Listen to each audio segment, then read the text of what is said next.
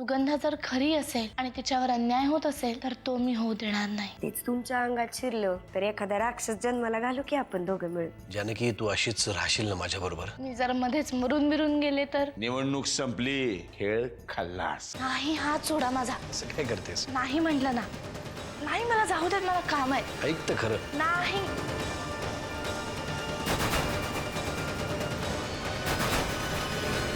जानकी काय झालं? हा, काय झालं तुम्हाला? तू बरी आहेस ना?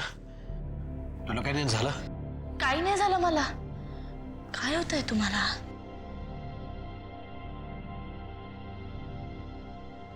तू विचित्र काहीतरी बोलतेस आणि मग खाण्यारडी स्वप्न पडतात मला. म्हणजे मला काही? जानकी पुन्हा तसंच काहीतरी अभद्र बोलणार आहेस का? चुकलं माझं. नाही बोलणार आहे पुढे असं, खरंच. जानकी जर तू माझ्यापासून लांब गेलीस ना तर जगू शकणार नाही मी. माझी शक्ती असतो.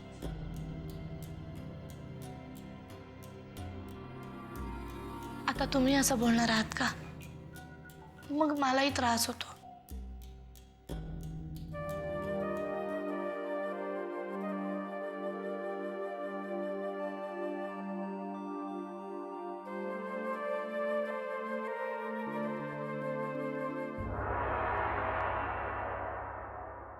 मायला 5 पैशाचा फायदा नाही इथं राहून.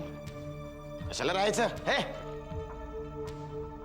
का रे बाबा, कुठं निघाला बागा बिगा भरून? जाईन कुठं बी. हा, कलेचा उपासक आहे मी. जिथं माझी कला फुलणार तिथंच मी राहणार. बाजाजी, तुला एकदा सांगून कळत नाही? मी जा असं म्हणेपर्यंत हिथंच राहायचं असं सांगितलंय ना तुला? सुगंधे, मी हाडाचा कलाकार आहे, हाडाचा. मायला सिनेमात काम मिळेल म्हणून इथं आलो. हे कट कारस्थानं ही काय माझी कामं नाहीत. मायला पिक्चरचा हिरो नाही झालो म्हणून काय झालं? गावच्या नाटकात आज बी आपल्या एंट्रीला टाळ्या वाजतात, टाळ्या. नुसत्या टाळ्या वाजून पोट भरत नाही बाजाजी. पैसे लागतात जायला यायला सुद्धा, आणि ते फक्त मी देऊ शकते तुला. कशाला उगाच स्वप्न बघतीस आणि का मला तरी दाखवतीस? तुला या घरामध्ये आता काडीची बी किंमत नाही, काडीची. एकदा का निवडणुकीचा निकाल लागला की तुझा बी निकाल लागलाच म्हणून समज. तू माझी मदत करतोयस का घाबरवतोयस मला? सत्य परिस्थिती सांगतोय. वेळीच भानावर ये सुगंधे. तूच मला बोलली होतीस ना की ती अहिल्या तुला कोर्टात खेचणार म्हणून. ती वेळ आता आली आहे. पण मग काय करायचं आता? मी सांगेन ते. हे बघ सुगंधा, आपण दोघं बी इथून निघून जाऊ. इज्जत बी वाचल. इथं राहिलो तो आपलं वाटोळं झालंच म्हणून समज. बघ मी माझी बॅग भरतोय, तुझी भरू का? हा,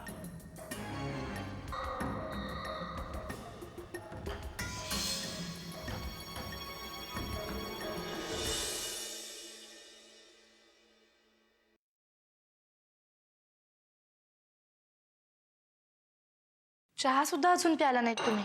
गार होईल ना तो. बास आता पेपर वाचणं. पहिल्यांदा खाऊन घ्या. बास म्हटलं ना, खाऊन घ्या.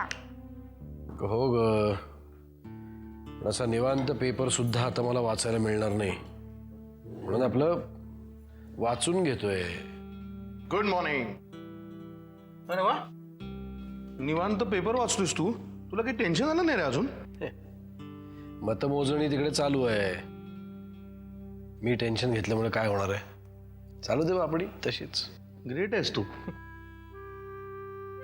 वाकनीस कुठे राहिलेत? ते रमावतीला गेलेत इलेक्शन ऑफिसमध्ये. हो. निकाल लागला की लगेच कळवतील मला. बघा ना, चहा सुद्धा थंड झालाय. बहुतेक आज दिवसभर पेपरच वाचत बसणार आहेत निवांतपणे. वाचू दे ग. आता काही दिवसात त्याचं दर्शन सुद्धा होणार नाही आपल्याला, लक्षात ठेव. बसलाय निवांत वाचत तर वाचू दे. दादा, हा जो तुझा पेशन्स आहे ना, हा थोडासा माझ्या बायकोलाही शिकव. का? तिला काय झालंय? काय झालं? आपल्या घराचं छत अजून कोसळलं नाहीये याबद्दल देवाचे आभार मानतोय मी. अरे किती टेन्शन घेतलंय त्या निकालाचं तिने. तू नाश्ता कर. घ्या. हा.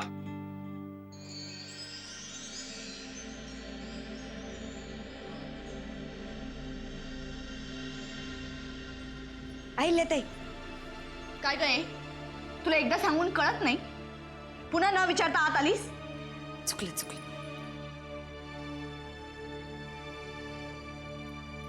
अहिल्याताई, आत येऊ का? नाही, जशी आली आहेस तशी चालती हो इथून.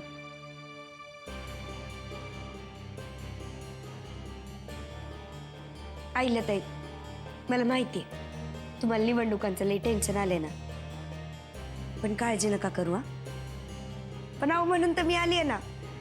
दही घेऊन आली आहे तुमच्यासाठी. चांगल्या कामाच्या वेळेला हातावर ठेवतात की नाही? एकदा का हे दही हातावर ठेवलं ना की तुम्ही निवडणूक जिंकलाच म्हणून समजा. हे असं हातावर दही टेकवून निवडणुका जिंकता आल्या असत्या ना तर सगळेच लोक हातावर दयाचे हंडेच्या हंडे घेऊन फिरले असते. तू जा ना ग बाई, का त्रास देतेस मला? बरं, नाही त्रास देत. फक्त एकदा म्हणा बरं, तुम्ही मला माफ केलं म्हणून. तू कोण समजतेस ग स्वतःला? हे बघ, तुझ्या या फालतू गोष्टींकडे लक्ष द्यायला माझ्याकडे अजिबात वेळ नाही. कळलं? तुम्ही काही बी बोला, पण तुम्ही मला माफ केलंय असं म्हणेपर्यंत मी इथनं अजिबात जाणार नाही. धक्के मारून हकलून दिलं तर जाशील? नाही, कारण लवकरच तुझ्यावर तीच वेळ येणार आहे. अहो, असं का बोलता माझ्याशी अहिल्याताई? कारण हे मी नाही, तुझा नवरा बोलत होता. तेच बोलत होते हे सगळं. म्हणे खूप शहाणी झालीये, स्वतःला अतिशहाणी समजते, डोक्यावर बसली. आता तिला मारून टाकली ना तरी मला काहीही फरक पडत नाही. हो, अहो अहिल्याताई, असं काय बोलताय? पुन्हा तेच. तुला एकदा सांगितलेलं कळत नाही? हे सगळं परशू भाऊजी बोलत होते. माझं बोलणं खरं वाटत नसेल तर त्यांनाच जाऊन विचार. आणि सुगंधा, आता तुझा खेळ संपलाय. त्यामुळे जे दही आणलंयस ना ते स्वतःच्या हातावर टेकव आणि या घराचा शेवटचा निरोप समजून एकदाची निघून जा.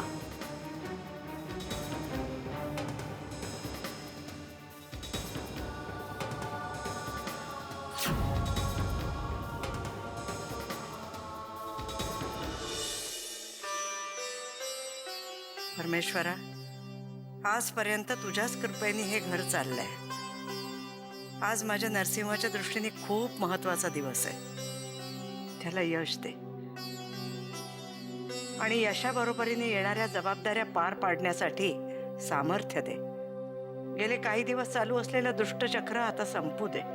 नरसिंहाचा विजय, जानकी आणि अमृताचं बाळंतपण, सुमित्राचा संसार सगळं आता व्यवस्थित मार्गी लागू दे. एकदा काय सगळं पार पडलं की खुशाल मला तुझ्याकडे बोलावून घे.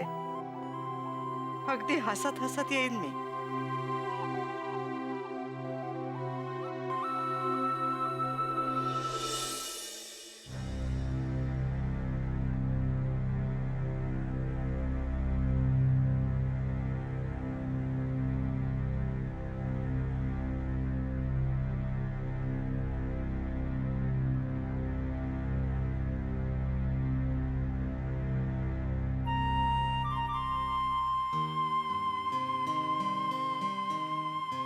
काय पाहतेस? काही नाही. खरं सांग, कसला विचार करतेस? नाही, नको, तुम्ही हसाल मला. आता हसीन का मी तुला? सांग, काय झालंय? मला तुमचं आश्चर्य वाटतं. माझ्यात आश्चर्य वाटण्यासारखं काय आहे? तुम्ही एवढे कसे शांत राहू शकता? तुम्हाला टेन्शन नाही आलं? नाही. मला खूप आलंय. बघा, हसलात ना म्हणून सांगत नव्हते. मग काय करू? तू बोलतेसच असं की हसू येतं. अगं, टेन्शन घ्यायचं काय कारण आहे? इतका छान प्रतिसाद मिळालाय. सगळे तरुण मतदार सुद्धा बाहेर पडले आहेत. मग एवढं सगळं चांगलं होत असताना टेन्शन का घ्यायचं? एवढी मोठी बातमी ऐकायची कशी असंच टेन्शन आलंय मला. बोला वागणेस, काय लागला निकाल?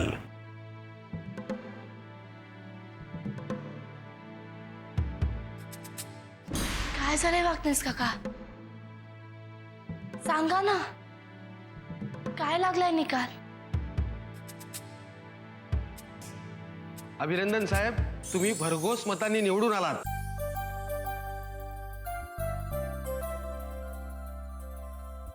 वा. अभिनंदन.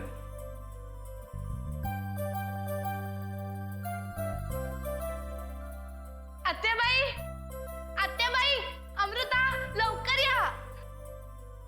ये लवकर ये. काय झालं? आत्याबाई, हे निवडून आले. काय? अरे वा वा वा. कॉंग्रॅच्युलेशन्स. थँक्यू बाळा. We are proud of you.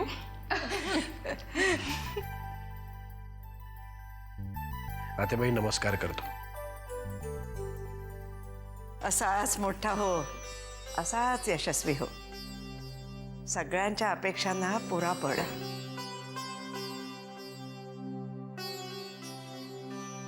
आतेबाई तुझा आशीर्वाद असेल ना, आकाशाला सुद्धा गवसणी घालीन मी. अरे माझे आशीर्वाद तर कायमच तुझ्या बरोबर आहेत. हा विजय माझा एकट्याचा नाही आतेबाई. माझे सगळे कुटुंबीय, माझे कार्यकर्ते, वाकणीस, या सगळ्यांचा मिळून हा विजय आहे. तुम्हा सगळ्यांचे खरंच खूप आभार. आमचे कसले आभार? आभार मानायचे झाले ना तर आम्हाला जानकीचे मानायचे, कारण तिच्यामुळेच आजचा हा दिवस आम्हाला बघायला मिळतोय. तुम्ही बरे व्हावेत म्हणून तिने जी मेहनत घेतली आहे ना, आज त्याचंच फळ मिळतंय आपल्याला. काहीतरी काय बोलतीये? मी काही नाही केलंय.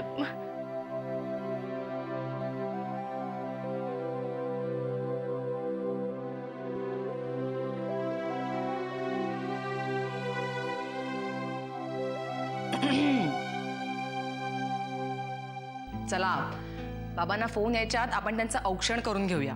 हो हो, कारण आता बातमी टीव्हीवर दाखवायला सुरुवात करतील. वाकणीस आपल्या सहकार्यांचं काय झालं? हो साहेब, ते सांगायचं राहूनच गेलं. कदाचित राज्याच्या इतिहासामध्ये ही पहिल्यांदाच घटना घडली असेल की पोटनिवडणुकीला उभे असलेले सर्वच्या सर्व अपक्ष उमेदवार निवडून आलेत.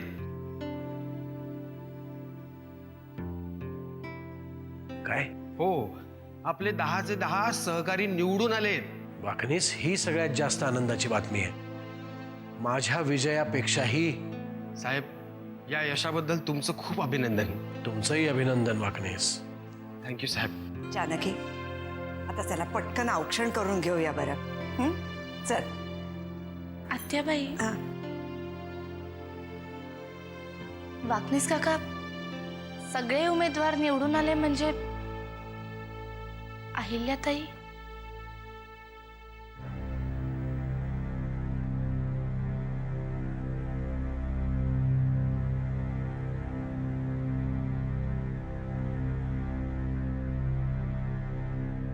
यंदाच्या या पोटनिवडणुकांत अभूतपूर्व यश संपादन करणाऱ्या श्री नरसिंहराव किल्लेदार यांना यश आलं आहे. उग्रवाद्यांच्या तावडीतून सुटून आल्यापासूनच त्यांच्या विजयाचे वारे वाहायला सुरुवात झाली होती, असं म्हटलं तर ते काही वावगं ठरणार नाही. सगळेजण त्यांच्या पुढील राजकीय कारकिर्दीसाठी उत्सुक होते आणि या उत्सुकतेचाच निकाल जनतेने दिलाय हे स्पष्ट झालंय. परंतु त्यांच्या या ग्रँड सक्सेसच्या दुसऱ्या बाजूला आहेत श्रीमती अहिल्या किल्लेदार, नरसिंहराव किल्लेदार यांच्या वहिनी, ज्या श्रीराम पाटीलांच्या विरोधात निवडणूक लढवत होत्या आणि त्यांचा मात्र या निवडणुकीत सणकून पराभव झालाय.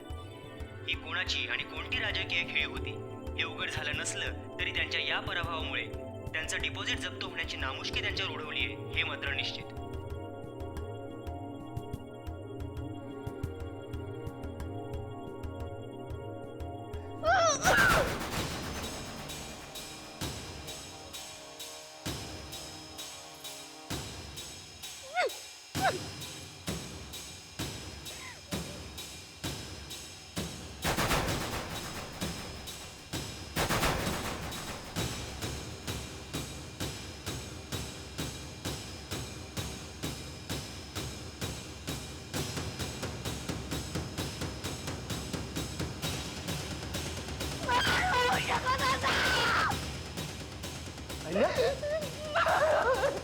काय चाललंय? काय चाललंय? मी मध्ये मध्ये बोलू नका. माझं डोकं ठिकाणावर नाही कळलं. आईला शांत हो. मुद्दाम तुम्ही सगळे माझ्याशी असं वागताय. आणि भाऊजी ते तर एक नंबरचे विश्वासघातकी आहेत. काय बोलतेस तू? काय तेच बोलते मी. भाऊजींनी आधीच ठरवलं होतं की माझा अपमान करायचा, म्हणून हे एवढं नाटक रचलं. मी वेड्यासारखी फसले. तुला कोणीही फसवलेलं नाही आहे. दादा काय अपप्रचार करत नव्हता फिरत तुझा. अहिल्या, हे सगळं लोकांचं मत आहे आणि त्यांचं जे मत आहे ना त्याला आपण मान्यता दिलीच पाहिजे. पण दरवेळी माझ्यावरच अशी अपमानाची वेळ काय येते? काय केलंय मी असं सांग.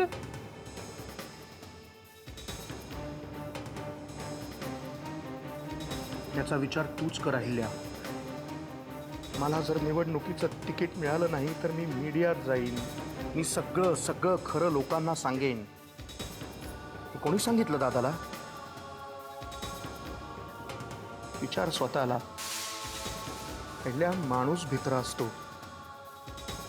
देव नाही. ज्याच्या त्याच्या कर्माचं फळ तो त्याला देतोच. आणि आज हे जे काही झालंय ना, हे सगळं तुझ्याच कर्माचं फळ आहे.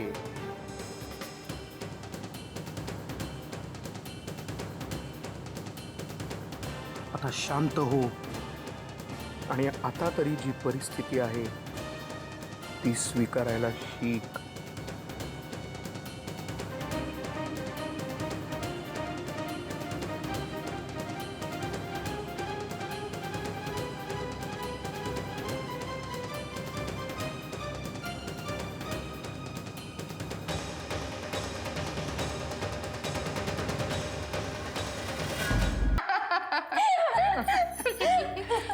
आज ना आपण जंगी पार्टी करायची का? मला तर नाचावंसं वाटतंय. ए बाई, नाचू बिचू नकोस हं? अगं खरंच नाही नाचणार आहे काही. मला असं वाटतं असं म्हटलं मी. सांग ना, करायची पार्टी? काय हवं ते करा. जागरण करा, पार्ट्या करा, गोंधळ घाला, सत्यनारायणाची पूजा करायची असली तर तीही करा. आज अगदी सगळी मोकळीक आहे तुम्हाला. बस. पण आत्याजी, हे सगळं आपल्याला जानकीमुळे बघायला मिळतंय. आपण खरंच तिला थँक्स म्हटलं पाहिजे. मग गुणाची सून आहे ती माझी. आता उगीच मला हरभऱ्याच्या झाडावर चढवू नका. मी काही नाही केलं. नाही, पण मला खरंच असं वाटतं की आपण तिला काहीतरी गिफ्ट दिलं पाहिजे. सांग ना जानकी, काय हवंय तुला? हा, मला काही नकोय. मला जे जे काही हवंय ना ते मला मिळालंय. ह्यांच्या रूपाने, तुमच्या सगळ्यांच्या रूपाने.